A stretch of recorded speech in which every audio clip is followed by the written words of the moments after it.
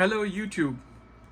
Today I wanted to talk to you guys about my EDC toolkit that I've put together over a period of the last 6 months, and I've been using this toolkit almost every day. Running around, doing running errands in the house, and fixing things and modding things. So I just wanted to do a quick video on what we have in this toolkit and how I use it. So stick around, and if you like my content, please give a thumbs up and subscribe, and comment down below what your toolkit looks like and if any of these items are part of your EDC carry. So what we have here is a Leatherman small tool pouch that I purchased from Amazon on sale, and it's a pretty nice, decent little pouch, and it holds quite a lot. Might look small from the outside, but the space inside is really good, and there's lots of organization inside it. So let's go ahead and open it up. Before that, I do want to mention that I do carry an S-binder with this toolkit in case I want to hang this from somewhere while I'm working, or I want to carry it on my belt. I don't really trust these webbings because it's kind of lightweight, but yeah, I would definitely loop it over like this through 2 loops and then slip my belt through in here, thereby reinforcing it. So that's why I carry this S-binder.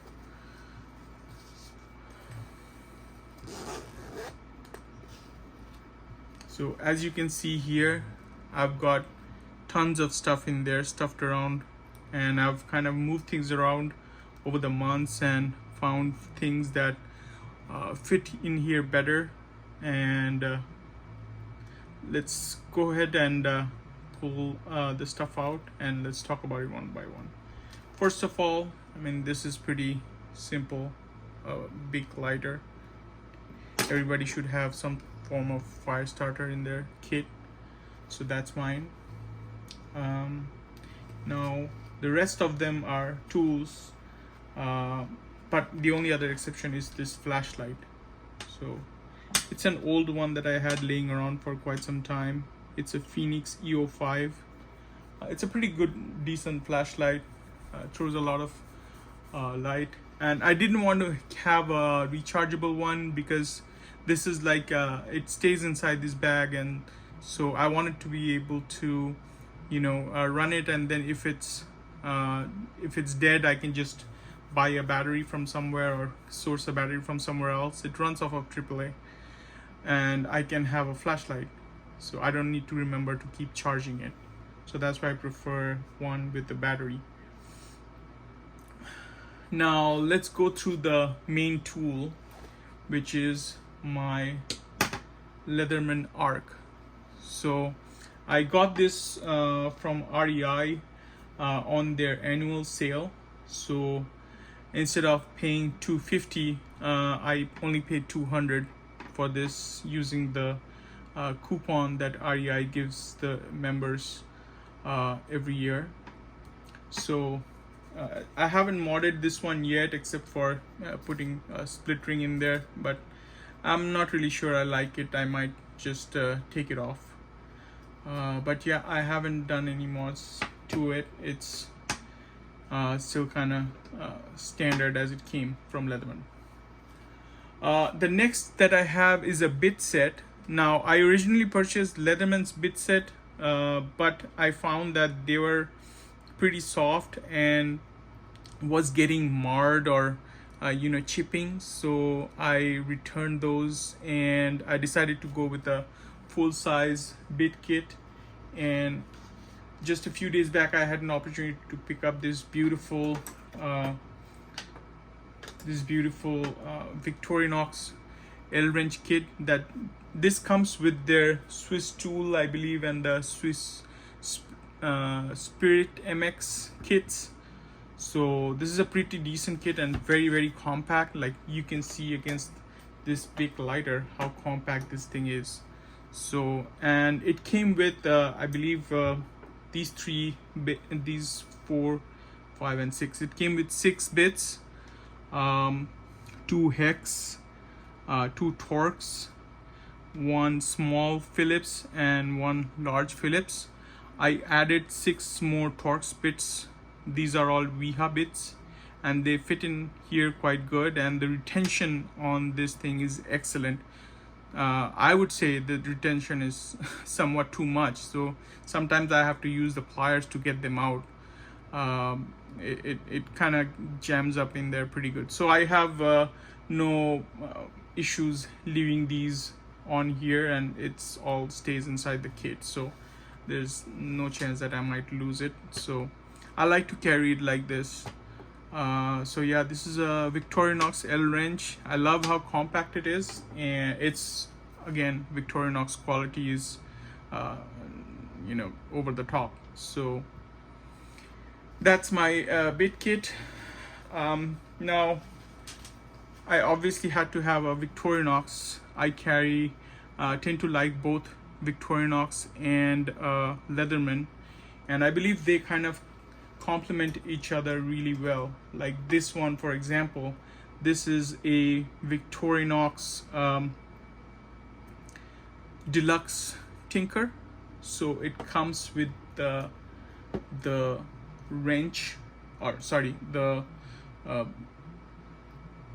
pliers, or as a lot of people like to call it, the tweezers. So this is incredibly precise, and there are situations where I can't really use the pliers from the Leatherman just because they're just too big, and the tool behind this is quite big.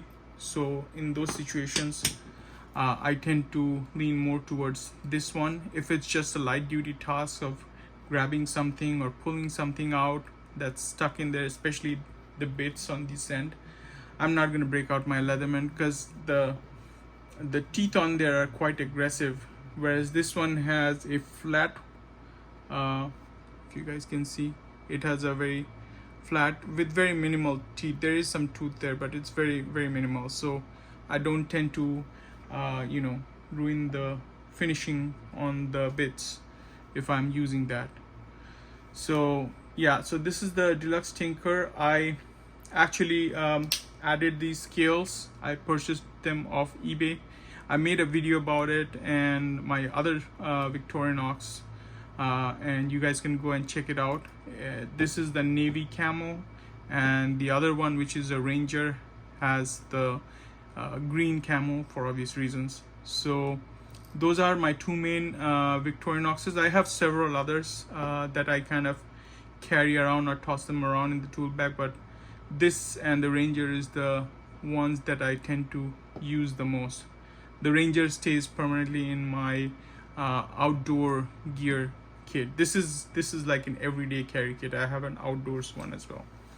All right, so going back to here, so this is a Gerber Armbar, I believe, but this is not the one with the driver, because I got this on a sale. I wasn't even planning on putting together an EDC kit at that time. It just came up on my radar. Again, REI find. It was on a pretty good sale, so I just got it.